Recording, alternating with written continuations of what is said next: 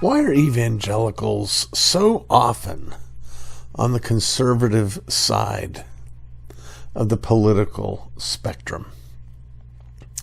Well, first of all, historically, that's not necessarily always the case.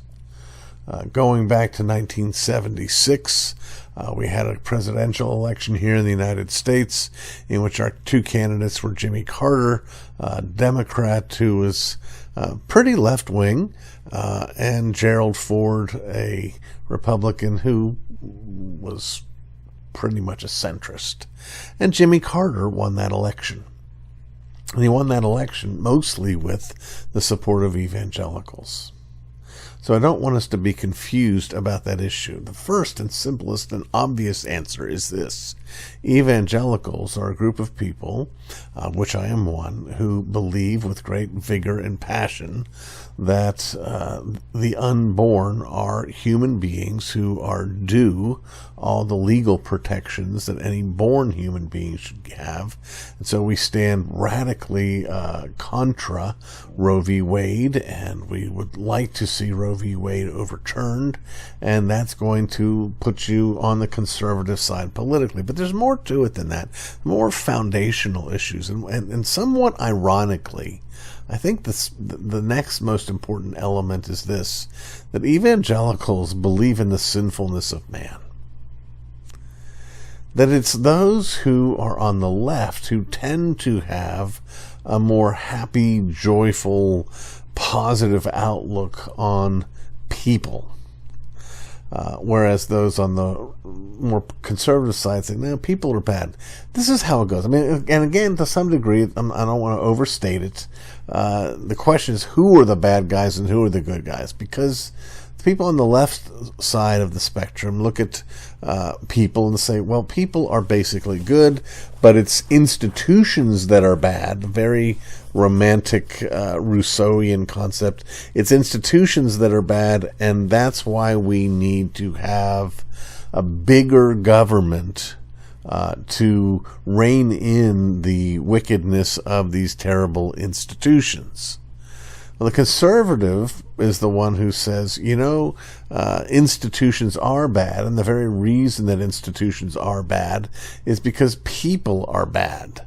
And perhaps the biggest bad institution is the government itself. If you take the view that we can't leave people alone to decide how much to pay their workers or to decide how safe to keep their workers, we can't leave people alone to decide how much gas to use in their cars, we can't leave people alone to decide this or that. We need to decide for them because they can't be trusted. We're left with the question, well, why are you trusting those other people? If people are untrustworthy, and to a degree, certainly we are. If people are untrustworthy, what do we think the government's made of? If businessmen can act corruptly, it's not because of the business, it's because of the men. And employees of the government are just as corrupt as businessmen. The difference between the businessman and the government employee, the businessman can't make you do business with him. So if I'm a businessman and I sell a shoddy product and I charge a lot of money for it, then what do? You go shop somewhere else. But if I'm a government agency and I take bribes, or I decide, or I pass legislation that's going to favor the people who donate to me, what can you do? There's nowhere to go.